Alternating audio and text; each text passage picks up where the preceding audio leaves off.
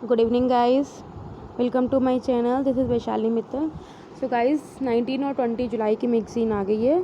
ठीक है, तो चलिए इसको स्टार्ट करते हैं आज के फर्स्ट टॉपिक के साथ। Technology information forecasting and assessment council release is report on active pharmaceutical ingredients. अभी क्या है, आपको बताया हुआ मैंने कि एक्टिव फार्मास्यूटिकल इंग्रेडिएंट्स क्या हैं।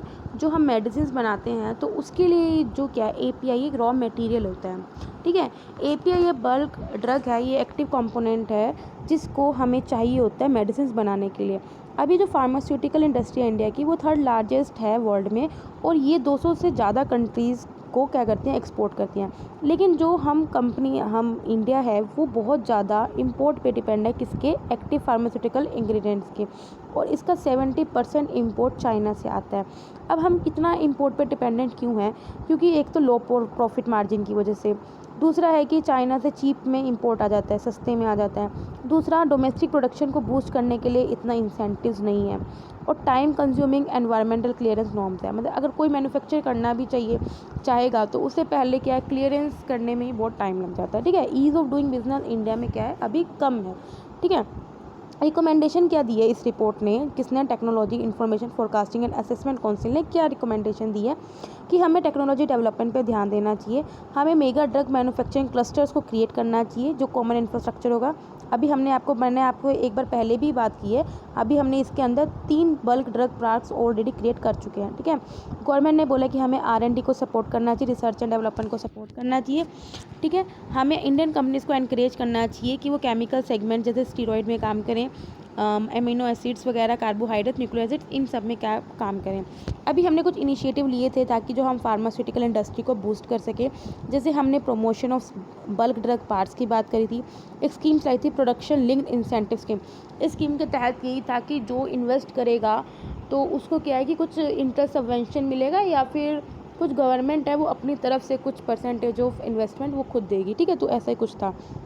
ये जो टाइफैक है, ये ऑटोनॉमस ऑर्गेनाइजेशन है जो कि 1988 में सेटअप हुआ था under department of science and technology. Please guys इसको नोट करो, क्योंकि यूपीएससी में फंसा देगा वो डिपार्टमेंट ऑफ फार्मास्यूटिकल्स लिख के, और आप सबसे पहले डिपार्टमेंट ऑफ फार्मास्यूटिकल्स पे टिक करके आओगे।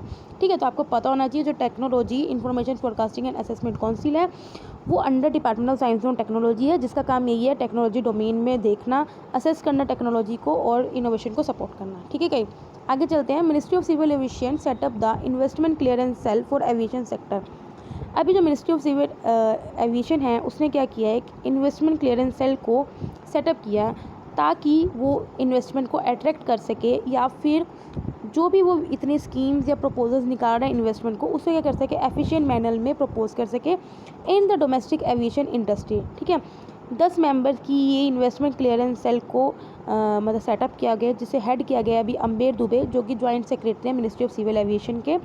पहले सोचा था कि ये जो इन्वेस्टमेंट क्लियरेंस सेल हैं हम इसे 2020-21 के यूनियन बजट में अनाउंस करेंगे, लेकिन खैर इन्होंने अभी कर दी।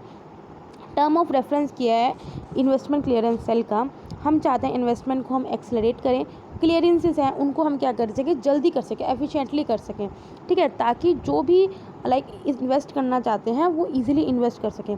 अभी क्या, कोई भी अगर इन्वेस्टर चाहता है इन्वेस्ट करना, उसे क्या करना पड़ता है, डिफरेंट सेंट्रल डिपार्टमेंट में जाके परमिशन लेनी पड़ती है। जीएसटी रजिस्ट्रेशन के लिए अलग जाएगा, इंडस्ट्रियल एंटरप्रेन्योर मेमोरेंडम के लिए अलग जाएगा, इंपोर्ट एक्सपोर्ट कोड्स पे अलग, एनवायरनमेंट क्लियरेंस एक्सेट्रा।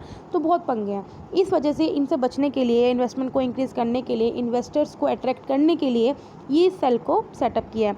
ये क्या करेगा, पोटेंशियल इन्वेस्टर्स को एंगेज करेगा और स्टेट्स के साथ भी काम करेगा। ये क्या करेगा, स्टेट्स को अपने साथ इंक्लूड करेगा। ठीक है, ये ऐसे इश्यूज़ देखेगा कि ऐसे क्या इश्यूज़ आ रहे हैं जो इन्वेस्टमेंट्स के बैरियर आ रहे हैं, तो उन बैरियर को टैकल करेगा और ऐसी पॉलिसीज़ आइडेंटिफाई करेगा जिससे इन्वेस्टमेंट अट्रैक्ट हो सके।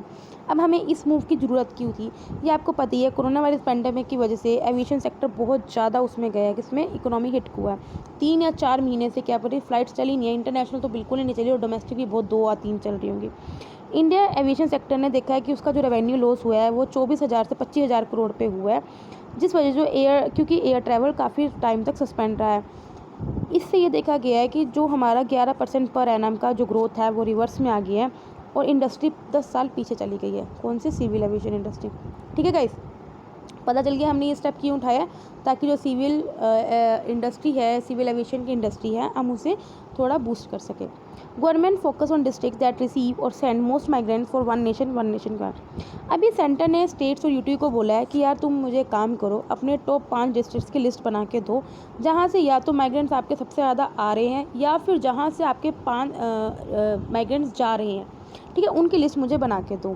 ठीक है, हम क्या चाह रहे हैं, ताकि जो one nation one ration card scheme है उसको इफेक्टिवली इम्प्लीमेंट कर सके उस एरियाज़ में जो उसकी ठीक है, क्योंकि अभी क्या हुआ है, लॉकडाउन की रेस्ट्रिक्शंस कुछ रिलैक्स हुई हैं और माइग्रेंट जो लेबरर्स हैं वो ग्रेजुअली क्या कर रही हैं, अपनी वर्क प्लेस में रिटर्न कर रही हैं, और हम चाहते हैं कि सबको फूड सिक्योरिटी बनी रहे।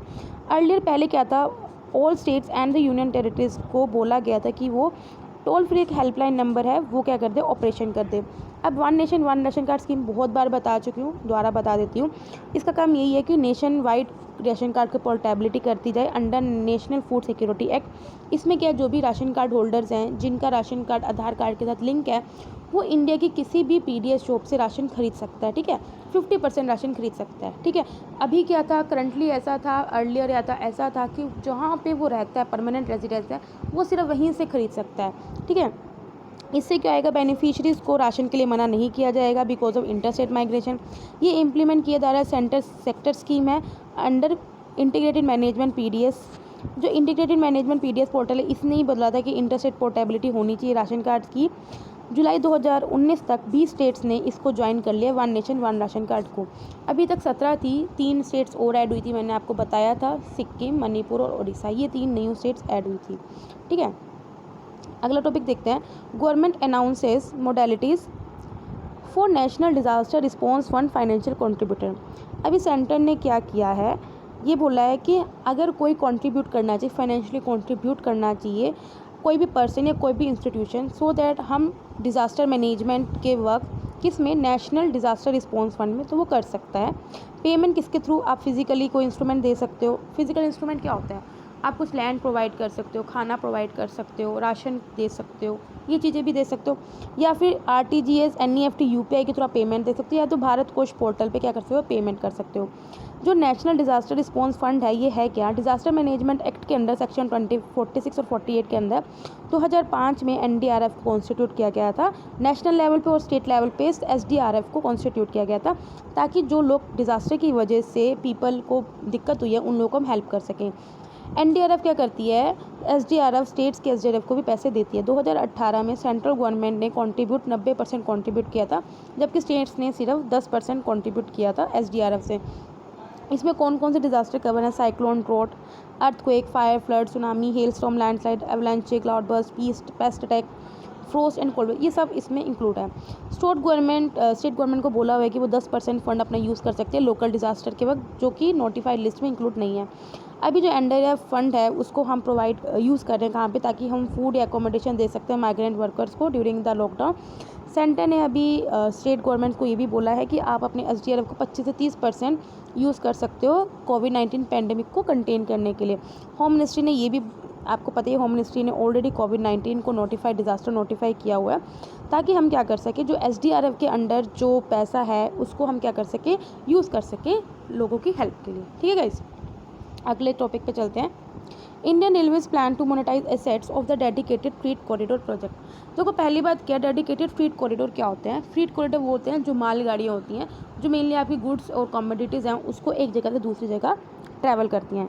तो पहले हम देख लेते हैं, जो डेडिकेटेड फ्रीट कॉरिडोर होता है, एक high speed high capacity railway corridor होता है, जो मेनली एक्सक्लूसिवली डेडिकेट होता है फॉर द फ्रीट, जैसे गुड्स एंड कमोडिटी की मूवमेंट का। इसका एम यही होता है कि हम कुछ, पहले बात करते हैं पूरा।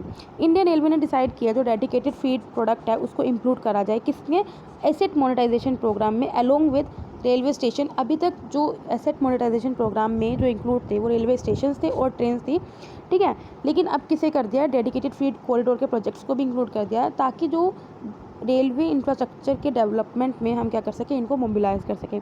एक हाई लेवल कमेटी थी जो सेटअप हुई थी इस प्लान के अंडर, इसका मतलब इसका काम यही था कि जो रेलवे प्रोडक्शन यूनिट्स हैं उनको कॉर्पोरेटाइजेशन कर सके और हाइब्रिड एन्युटी मॉडल आपको पता ही है प्राइवेट पार्टनरशिप को क्या कर सके, इंडल्ज कर सके। एग्जामिन करेगी एसेट मोनेटाइजेशन को, इनोवेटिव फाइनेंसिंग मेथड्स को, रेलवे प्रोजेक्ट, जो भी बंदा रेलवे प्रोजेक्ट में अगर इन्वेस्ट करना चाहता है उनको फाइनेंस भी करेगी, एसेट भी मतलब कि मोनेटाइज भी करेगी, ठीक है। तो ये बताया। अब फाइनेंशियल इश्यूज़ क्या आ रहे हैं इंडियन रेलवेज़ में।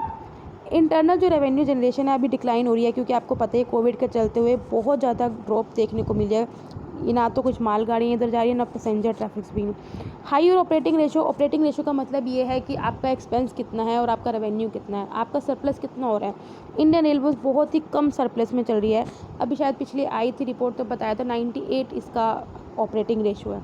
मतलब ये है कि अगर वो 100 रुपये 100 रुपये कमा रही है 98 रुपीज़ खर्च करने पर, मतलब सिर्फ 2 रुपये की उसको कमाई हो रही है। तो ये बताना चाह रही है कि बहुत एबिलिटीज़ की बहुत कम एबिलिटी है कि सरप्लस को क्रिएट करने के। अब ये जो हमने बनाया है डेडिकेटेड फ्रीट कॉरिडोर को इस प्रोजेक्ट में जो ऐड किया है, इससे क्या होएगा, हम क्या कर सके, to build a corridor with appropriate technology से कॉरिडोर बिल्ड कर सकें, जिससे हम इंडियन रेलवे को इनेबल कर सकें कि वो अपनी फ्री ट्रांसपोर्ट में अपनी मतलब शेयर कर सके, रीगेन कर सके।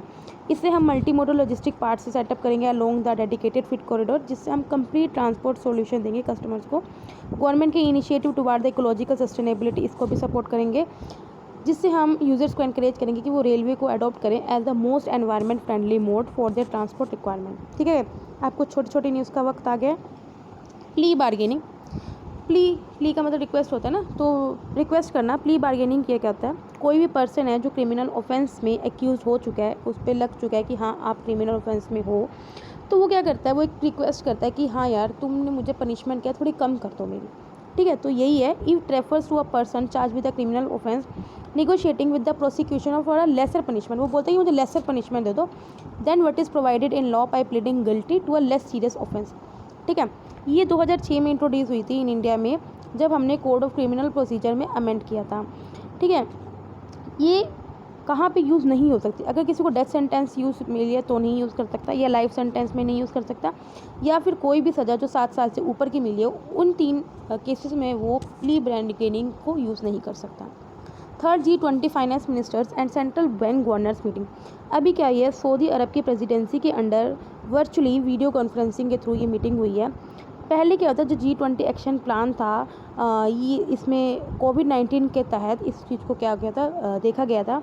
इसमें यही है कि हम किस तरह कलेक्टिव कमिटमेंट करें, किस तरह हम हेल्थ रिस्पॉन्स में फोकस करें, मतलब कलेक्टिवली जो G20 की कंट्रीज़ हैं उन्हें किस तरह कलेक्टिवली स्टेप लेने हैं या कुछ भी करना है हेल्थ में, इकोनॉमिक रिस्पॉन्स में, स्ट्रॉन्ग एंड सस्टेनेबल रिकवरी में, इंटरनेशनल फाइनेंशियल कोऑर्डिनेशन में, सो दैट हम G20 के एफर्ट को कोऑर्डिनेट कर सकें ताकि हम इस पैंडमिक से लड़ सकें। G20 पता ही है आपको, प्रीमियर फोरम है, इंटरनेशनल इकोनॉमिक फोरम है, जो क्या करता है, डेवलप्ड कंट्रीज़ और डेवलपिंग कंट्रीज़ दोनों के लीडर्स को इकट्ठे लाके खड़ा कर देता है, और इंडिया इसका मेंबर है, आपको पता होना चाहिए।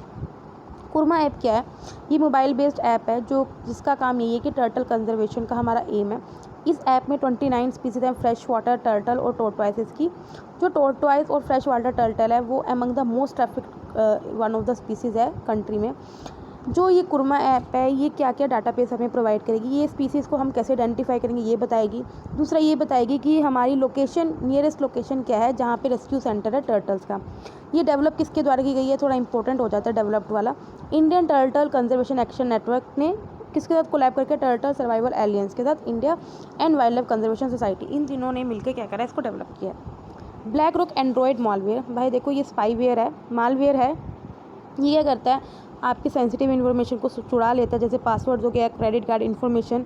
ठीक है, ये मेनली इसमें से कम इसने 377 स्मार्टफोन ऐप्स में से चुरा सकता है, जैसे अमेजोन, फेसबुक, जीमेल, इन सब से चुरा सकता है। मालवेयर क्या होता है, एक तरह का वायरस होता है या स्पाईवेयर होता है, ठीक है, जो आपकी जो सेंसिटिव इन्फॉर्मेशन है उसको चुरा लेता है, और हैकर्स को हैकर्स उससे ईजिली ऑपरेट कर सकते हैं आपका सिस्टम। सोलर ऑर्बिटल क्या है, देखो ये इंटरनेशनल कोलैबोरेशन था between European space agency and the NASA to study the sun. ये फरवरी 2020 में लॉन्च हुआ था, और इसका जो पहला क्लोज पास है वो कंप्लीट हो गया मिड जून में। ठीक है, अभी रिसेंटली जो पहली इमेजेस हैं सोलर ऑर्बिटल की उसको रिवील किया है, जिसमें देखा गया है कुछ मिनी साइज़ के कुछ सोलर फ्लेयर्स हैं, कुछ कैंप फायर्स हैं सरफेस ऑफ सन के पास। कोविड-19 केस फैटेलिटी रेट, इंडिया का जो कोविड का फैटेलिटी रेट है, पहली बार 2.5% से बिलो ड्रॉप हुआ है। अभी क्या है, इंडिया का जो फर्टिलिटी रेट है वो ग्लोबली अगर एवरेज देखा जाए तो 1.78% कम है उसका। तो फर्टिलिटी रेट पता ही है कि जितने जो कंफर्म्ड केसेस हैं उसमें से कितनी डेथ्स हो रही हैं, उसी को हम क्या बोलते हैं, फर्टिलिटी रेट। मालाबार एक्सरसाइज हमने आई थिंक परसों भी पढ़ा था, आज दोबारा फिर भी दोबारा पढ़ लेते हैं। इंडिया ने अभी प्लान किया कि वो ऑस्ट्रेलिया को इंक्लूड करेगी मालाबार एक्सरसाइज में। मालाबार 1992 में स्टार्ट हुई थी एक्सरसाइज इंडिया और यूएस की नेवीज़ में, लेकिन फिर 2015 में इसको हमने जापान को भी इंक्लूड कर लिया था। तो अब अगर ये चारों कंट्रीज, ऑस्ट्रेलिया भी ऐड जाएगी, तो ये क्वाड कंट्रीज़ का क्या हो जाएगा, क्वाड कंट्रीज़ की एक तरह से एक्सरसाइज हो जाएगी, एक इनफॉर्मल स्ट्रेटेजिक फोरम की तरह हो जाएगी। तो गाइज़ ये आज का हो गया, ठीक है। तो चलिए, ठीक है, बाय बाय।